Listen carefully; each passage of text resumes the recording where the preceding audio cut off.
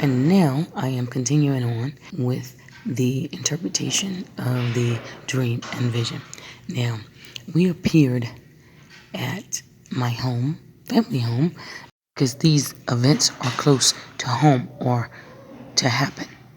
Now, the three sheets of darkness, if you will, the three shadows of darkness represented three generations. I asked the Most High, and he told me this, and I will explain later on. Now, my dad is a former preacher, and he was letting me know that he's going to put an end to your pastor, your preacher, your false prophet, your false men of his flock. You see that? Because he didn't care what was going on concerning the darkness. We went to go meet Christ.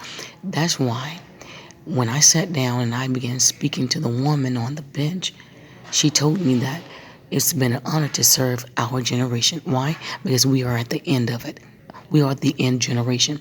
And so we transitioned into a place where we were on the rock. Christ is the rock. You see that? And it began to flood like in the days of Noah.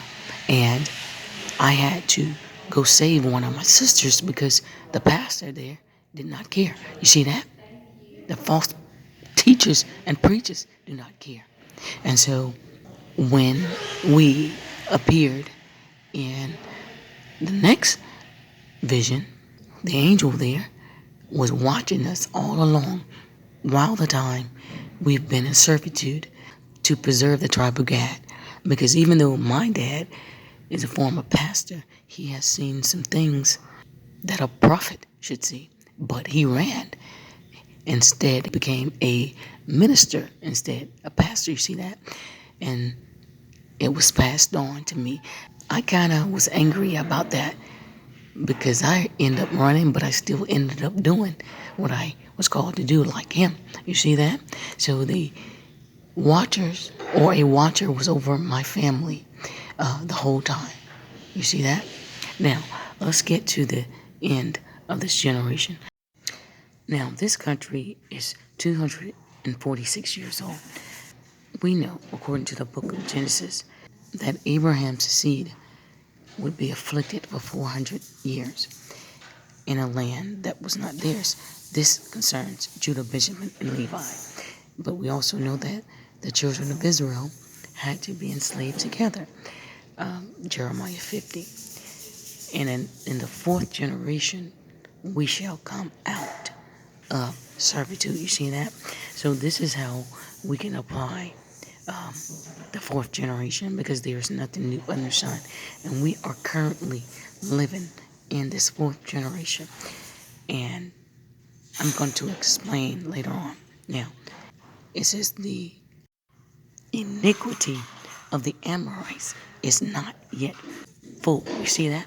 Now, you can see that Amorite means a sayer, people of East Canaan, beyond the Jordan. You see that? The land of Gad. This is why I'm telling you all that GOCC and their GOCC false prophet in Jordan in the land of Gad. You see that? These judgments are coming. It's already happening in Palestine. Now, let's find out where it is. It says modern day Syria in that area too. It also states that they dwelled in the Transjordan. You see that? And it states that this land was given to the tribe of Gad. You see that? Number 7, the territory of the Transjordan was given to the tribe of Gad. You see that?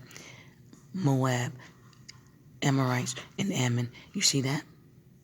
And see what Edom did. Moab and Edom denied the children of Israel through their land. You see that? That's why it's a judgment there. Now, let's continue on.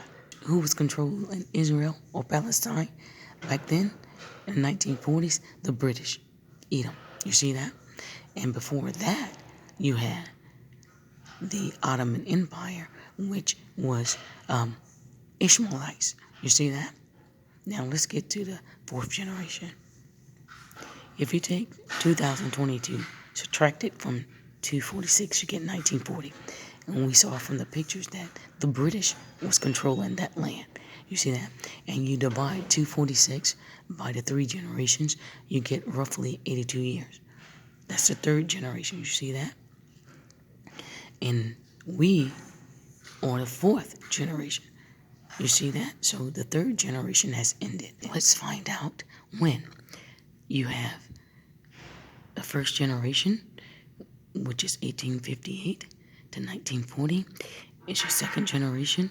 And the 3rd generation is in 2022. You see that?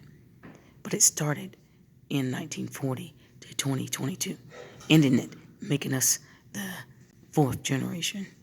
And this is the order that the Most High is going by. So, proving that we are that 4th generation.